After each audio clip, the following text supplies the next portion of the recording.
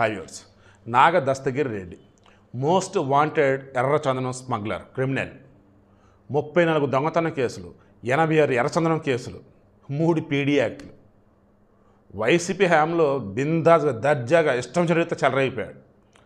ఆయన భార్య లాలూబీని ఒక వారం క్రితం ఆల్రెడీ అరెస్ట్ చేశారు.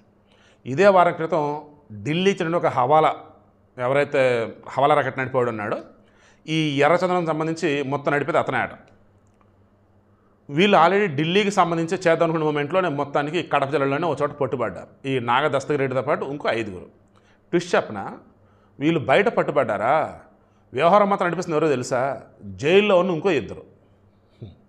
ఏంటంటే జైల్లో ఉన్న అధికారులు వాళ్ళకి సాయం చేస్తారు. ఇదేనండి సమస్య.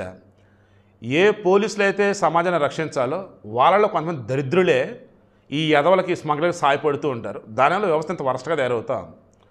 ఇప్పుడు అతని దగ్గర నుంచి ₹1 కోటి వర్తున్నటువంటి ఎర్రచందనాన్ని తీసుకున్నారు, దొరికింది. టన్నుకు పైగానే.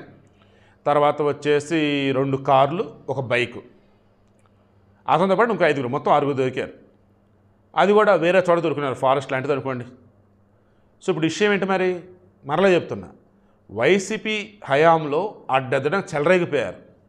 పోలీసులే సాయపడ్డారు, వాళ్ళకి అమ్ముకోండిరా బాబు అన్నట్టు, మా కమిషన్ ఇవ్వండి అన్నట్టు. అందే అనుకోవాలి ఇప్పుడు వాళ్ళు దొరుకుతున్న విధానం చూస్తుంటే. బట్ ఇప్పుడు మాత్రం ఛాన్సే లేదు. దొరకడం మూసేంటారు అన్నారు, మూసేస్తూనే ఉన్నారు. ఇదిగో ఇప్పుడు దొరికాడు మోస్ట్ వాంటెడ్ క్రిమినల్.